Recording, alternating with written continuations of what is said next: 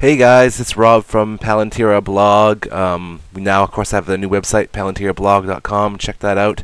I am going to be casting a 3v3 here that I did with Sniper, or Kyle from the blog. Let me just get that started right now. He is the purple Zerg down here. I'm the orange Protoss in the middle.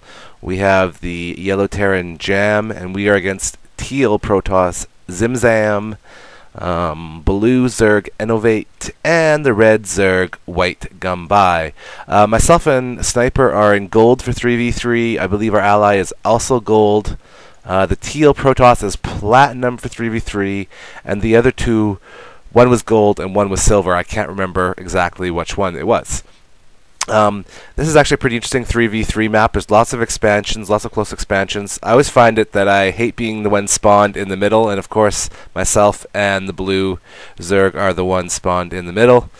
Because there's two entrances, pretty short rush distance, so you're almost expecting a rush, and that's one of the reasons why I really don't like that this one, particularly since I believe we knew we were up against two Zergs, so you're expecting like double 6 pool or something like that, just right in that kind of middle base location.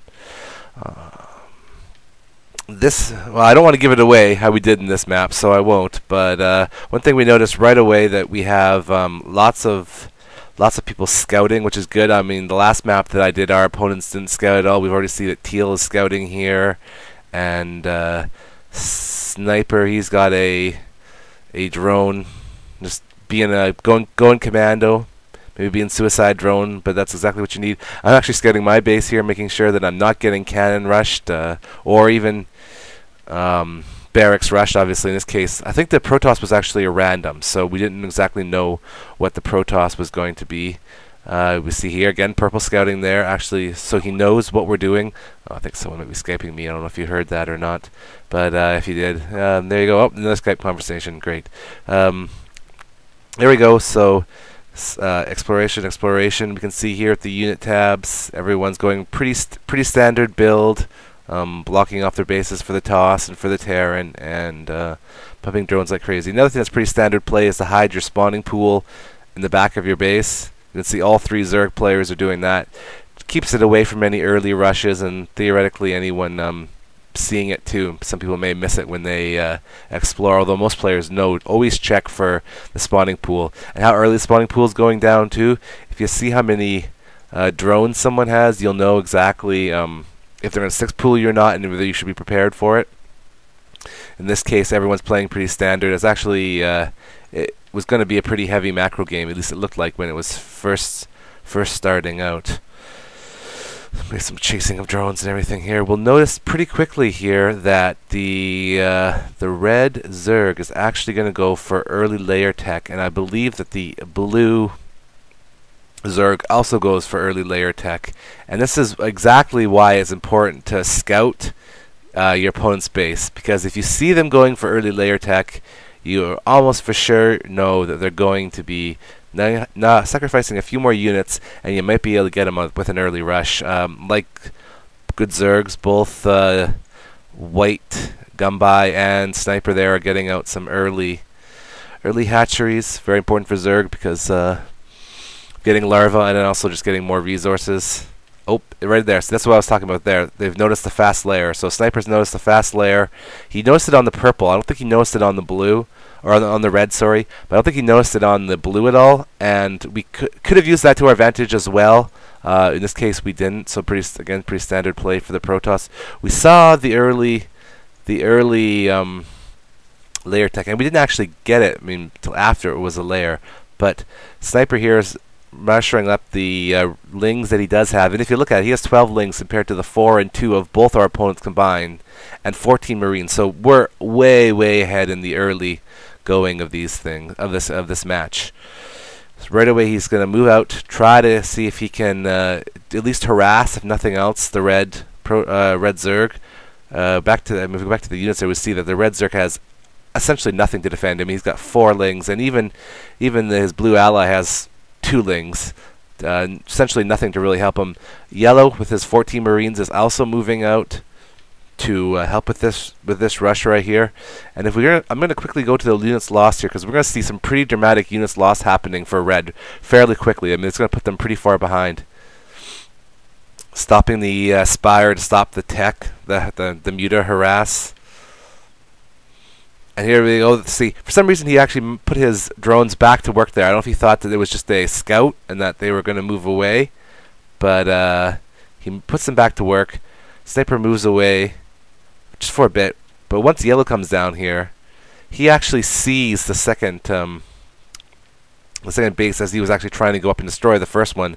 This is going to be huge for us, because he's going to be able to get that second expansion down, putting red way, way behind. And in a game like this, which we know is macro heavy, I mean, we see all the drones, 30 for him. I mean, 18, I'm even at 22, and I'm normally, like, really bad on the drone counts. So we see already 1,000 resources lost. That's more than everyone else combined.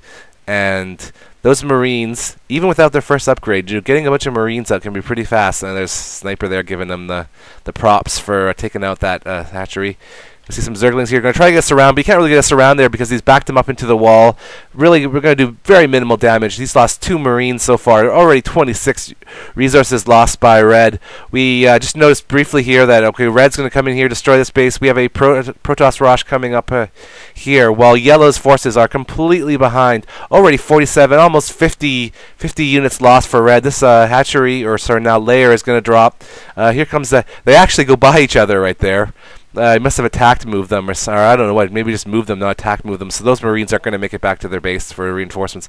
Now yellow Jam here is in a problem because he has almost no resource units back at his base.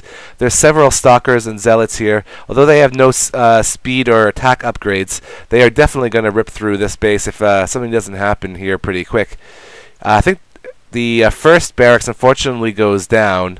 Interesting enough that he hasn't done any tech yet for... no tech lab or anything for that. A good job on Jam's part for saving both of those barracks. He's going to move here and see what he can do with blue. With the 2 spine crawlers, that's pretty much going to be a failed attack. He's got a lot of Zerglings out now, and he's going to do very little. If anything, he should be more worried about his base now. He does get his